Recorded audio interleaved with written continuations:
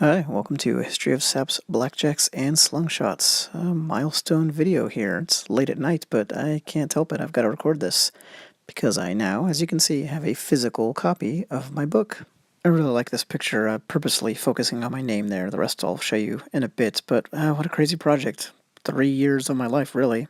Looking into forgotten objects like that because I got interested in them and couldn't find very much at all to read about them. I've read about some pretty obscure subjects in my day, plenty, that this really was the least amount of information I'd ever seen on something, at least something notable, and these were notable for centuries. I think you'll be stunned at the list of literary greats who make appearances in this book because these were so well known once upon a time that they naturally made it into all kinds of writings. And look at that thing there. Like, who would know what that is in 2018, in the 21st century, unless somebody took the trouble to capture the history, which is what I've done.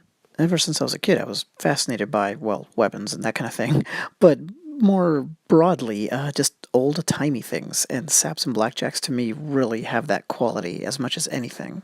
They're very evocative of a world gone by, and it was, for lack of a better description, the world of the old school tough guy. I guess you could hit pause and read this on your own, but here's the center of the back cover, and I'm real happy with how it came out. And it kind of talks about that at least a little bit. But what I hope it does well is convey how diverse the history I stumbled across is, because that's something I really want people to understand. This is definitely a martial arts, weapons-centric book, which I love, and I've been reading pretty much my whole life, but this is really a history book that happens to be about weapons and not a weapons book that happens to have some history. And if I pulled this off, then it stands on its own as a history book. And that's what I was going for. That was my true goal. And, we'll see what people think. But the advanced reviews kind of confirmed that, so I was really happy with that. An American history professor who cares nothing for weapons or anything like that, gave me a really positive review. So let's take a look. These are my citations, which I hope to never see again. Went a little overboard. It's, I think, 491. I forget, but I'm pretty sure. So it was close to 500.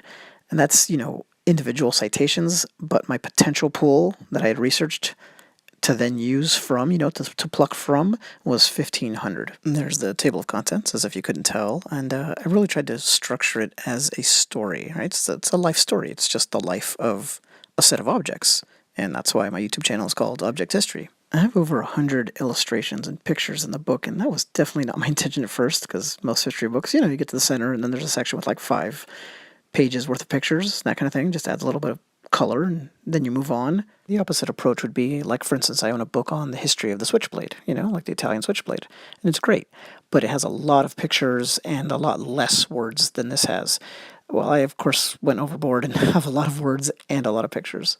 Found a lot of bizarre, cool stuff, and it was really rewarding because it would take endless searching to find just even one relevant visual. It seemed absolutely hopeless at first, so to finally end up with that many was worth the countless, and goodness, I mean countless hours and nights and late nights of just aimless searching. And I call it aimless because there was so little to go on. I just had to keep trying bizarre keyword search combinations and, deep diving on old scanned texts and that kind of thing.